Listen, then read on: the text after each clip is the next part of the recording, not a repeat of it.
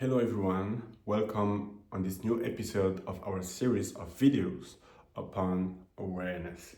So if you don't know me, my name is Anthony, and in my activities as a coach and facilitator, I like to call myself Roland.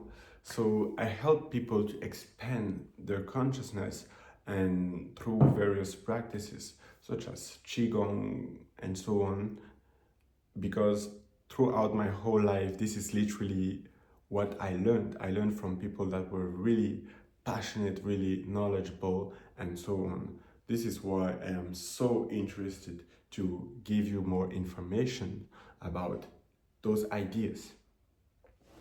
We are going to talk about something very trendy today. We are going to talk about what is chakra, so to say. The thing is, in all communities, at least when you start talking about spirituality, people start becoming a bit, oh, you're talking about spirituality. Oh, I'm not too much into those woo-woo stuff and chakra and so on. And it starts becoming a bit tensed.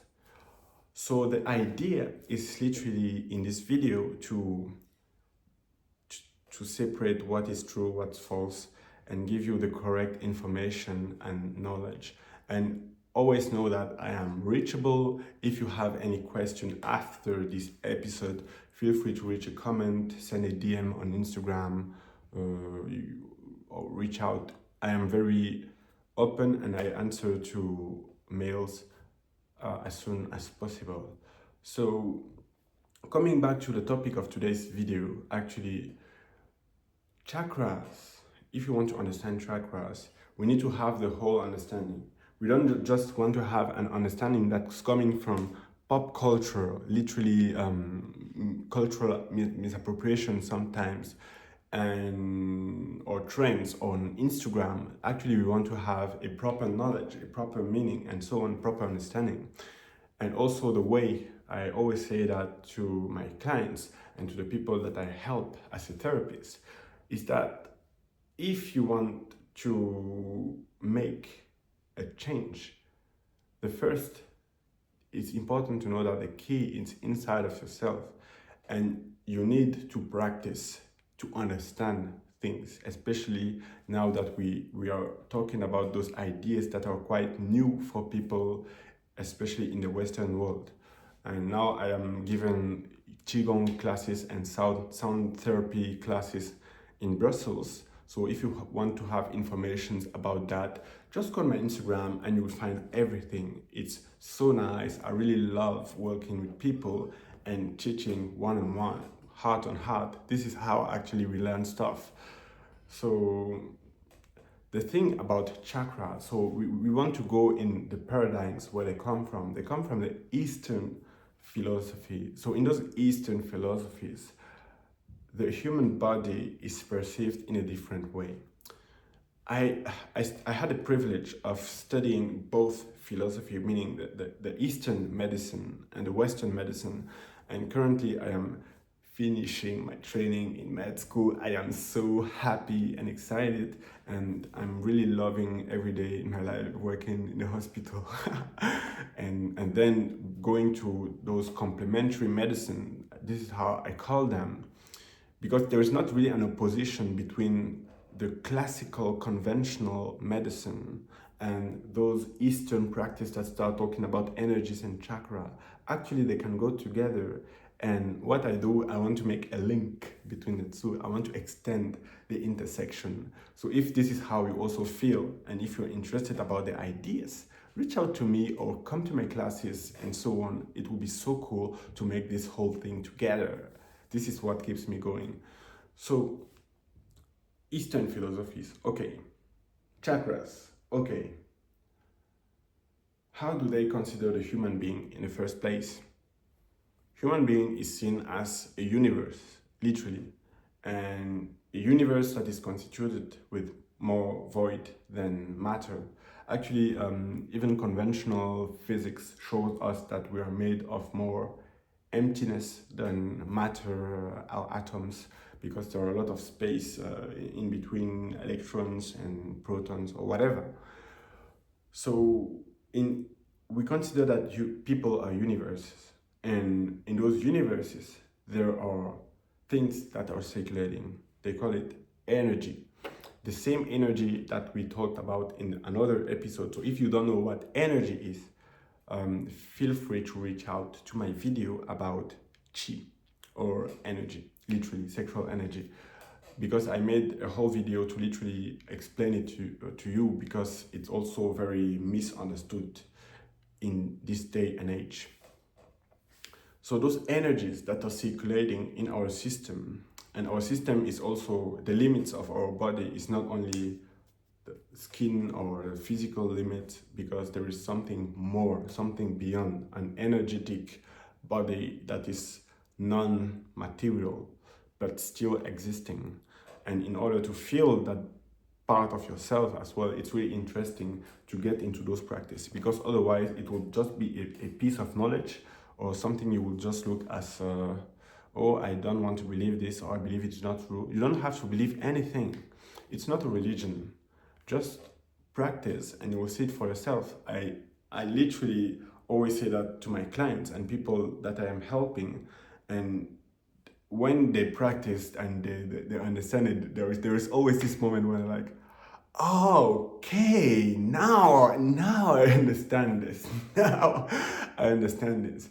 So this is literally the spirit. I like that feeling very much, because it means that literally the person is starting to expand and growing, and that's where I can help as well and support as a therapist. So chakras, those energies circulate in a body in various ways, and the system has been conceived or theorized in a certain way in the Eastern philosophies. So the energies circulate in the form of a coiling spiral that's going upon throughout the whole system of the body, and the energetic body as well. But there are some places where the energy is more intense, where the energy is concentrated. And there are a lot of currents of energy that are literally coiling and so on. This is where, first of all, what's the rationale behind the word chakra. It's literally a center of energy, of spiraling energy. So most of the animes and so on, some of them are somehow pretty accurate, like Avatar, and Naruto was a bit sketchy about chakras. At least it can easily mislead you in something else. So this is why actually, again, it's important to get the proper understanding of these methods and so on, because it's even way more powerful than what you think. What you see on the TV, you think it's cool. Oh, okay, I understand what's chakra. Actually, the truth is way more powerful than that, first of all. And those chakras that you see on the TV have nothing to do with real chakras. So now, if you want to make your own research upon chakras, there are a lot of articles, books that discuss back and forth all of the chakras of the body and so on. And I am not going to be very extensive about that, because first of all, it's something you understand with your feelings, in yourself, in your experience. You don't have to believe it. It's not a religion, first of all. And second of all, yeah, you practice, you need to practice. And there are a lot of resources actually. So in the system, we can say that there are 7 chakras. And the first is located at the base of the sacrum. So it's literally at the base of your spine. It's called the root chakra, if I translate it in English. And then comes, so this chakra is related with with attachment with the Mother Earth. So in this paradigm, don't forget that we are not culturally disrespecting the philosophy. So we have an open mind. So we consider that the world, you are a universe, and there is the microscopic universe and the macroscopic universe. Microcosm, microcosm. So the microcosm is the earth, It's your attachment with Mother Earth.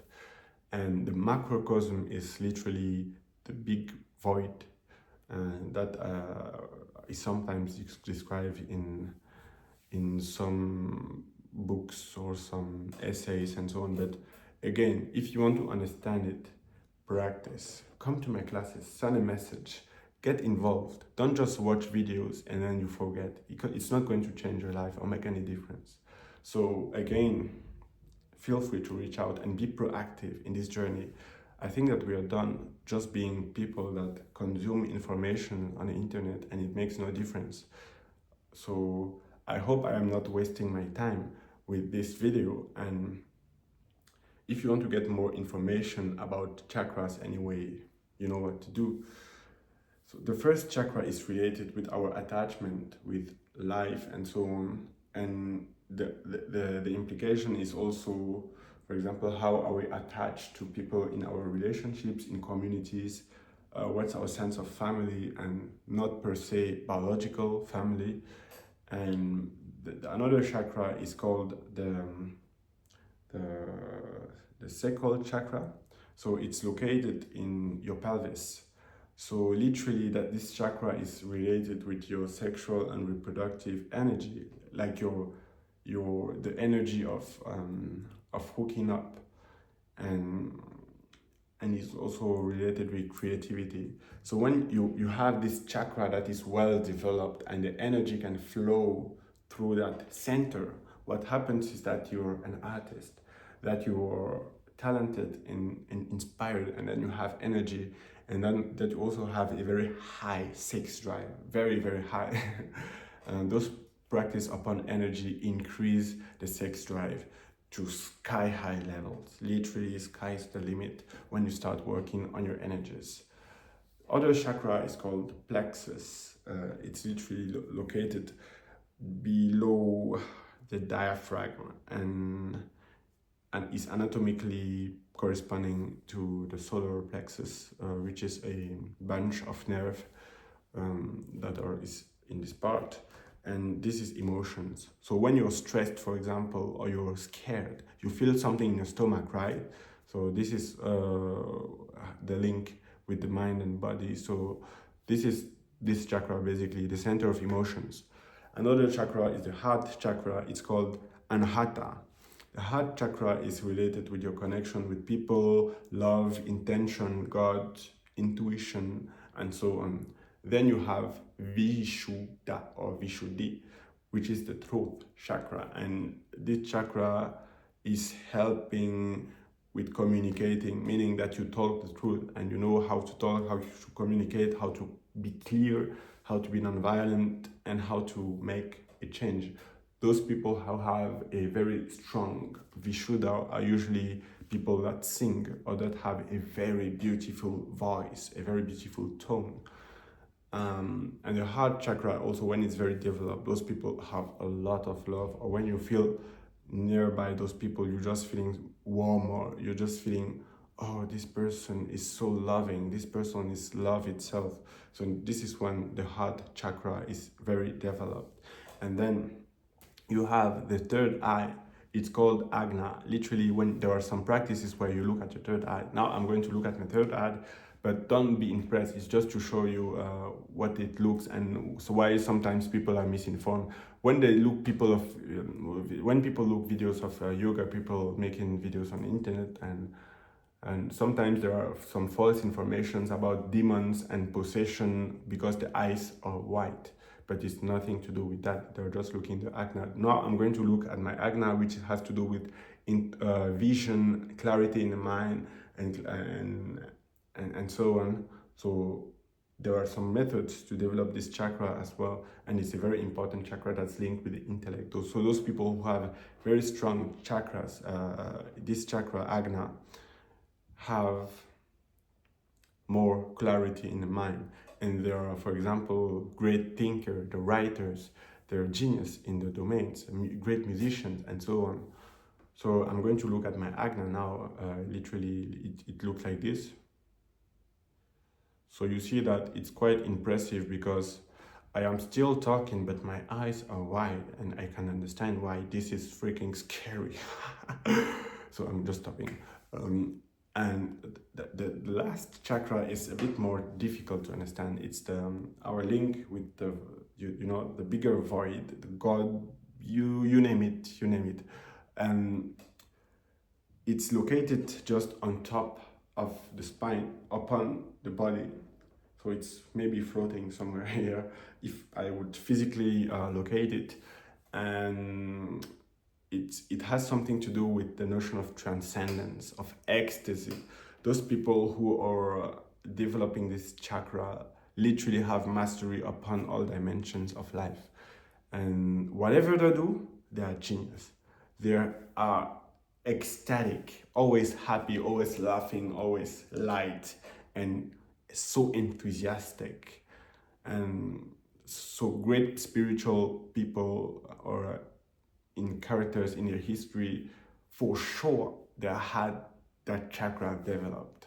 For example, Gandhi, Sadhguru, or even people that are maybe less known but still as spiritual. And it doesn't mean something to be more spiritual or less spiritual, because the truth is also that we are all on a spiritual journey. So it's time also to get humbled and to start doing the inner work to kind of get your awareness, get your control back in today's day and age, because there is a crisis right now in society. People are getting more and more depressed and more suicides and so on. So it's really alarming, actually. So feel free to reach out to my podcast and all my content, share it with people. It can literally help people. And I organize classes, like I said. And if you have any question or inquiries about the programs that I offered or anything, feel free to send me a message, Instagram, whatever. I answer as fast as I can. Thank you very much. Peace and love.